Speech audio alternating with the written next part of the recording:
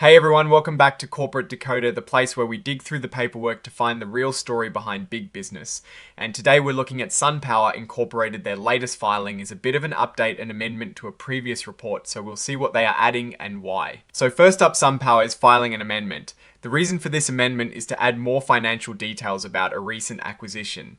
They bought a company called Ambia Energy LLC back on the 21st of November 2025. This means SunPower now owns all of Ambia Energy. Think of it like buying a whole pizza instead of just a slice. This is a pretty big deal because it means Ambia is now a full part of SunPower. Now the main reason for this amended filing is to bring in the financial statements for Ambia Energy. Companies have to show the financial health of any business they acquire, so investors can see how it might affect the overall company. They are filing Ambia's audited financial statements for the end of last year, the 31st of December 2024. This gives us a snapshot of Ambia's financial position right before SunPower bought them. It includes their balance sheet, which is like a financial picture at a specific time, and their statement of operations, which shows how much money they made or lost over a period of time. Then they've also included unaudited financial statements for Ambia for a more recent period. These are for up to the 30th of September 2025. This gives us a look at Ambia's performance for the first 9 months of 2025, which is important to see how they were doing closer to the acquisition date. And finally, they are providing pro forma financial information.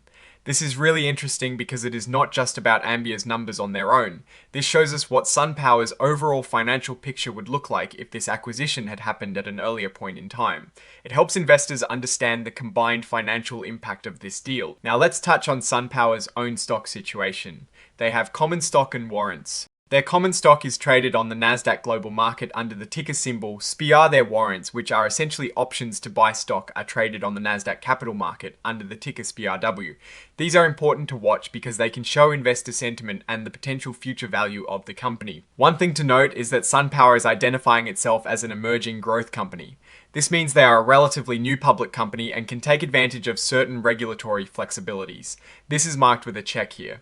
They have also indicated they are not opting to use any extended transition period for new accounting standards. Let's look at the big picture here. SunPower is in the solar energy business. They design and sell solar technology and also offer energy services.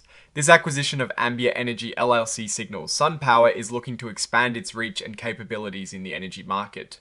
By acquiring Ambia, they are likely aiming to integrate new technologies or customer bases into their existing operations. This is a common strategy for growth in competitive industries.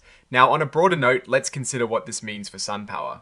Acquiring another company can bring a lot of benefits like increased market share, a wider range of products or services, and maybe even cost savings through synergy. However, acquisitions also come with risks. There is the risk that the acquired company doesn't perform as expected or that the integration process is difficult and costly. Investors will be watching to see how well SunPower integrates Ambia Energy, and if the acquisition proves to be a wise investment, we need to see the actual financial performance of the combined entity in future reports to truly judge the success of this move. So in conclusion, this filing is primarily an administrative step to include important financial information about a new acquisition.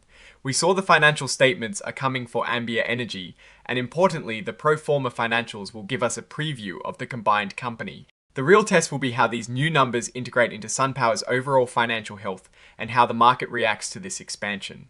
Alright, that is our breakdown of SunPower's latest filing. What is your take on this acquisition, and what do you think it means for SunPower's future? Drop your thoughts in the comments. If this analysis was valuable, hitting that like button really helps, and subscribe for more deep dives. Don't forget to check out the Discord in the description. Thanks for watching, see you next time.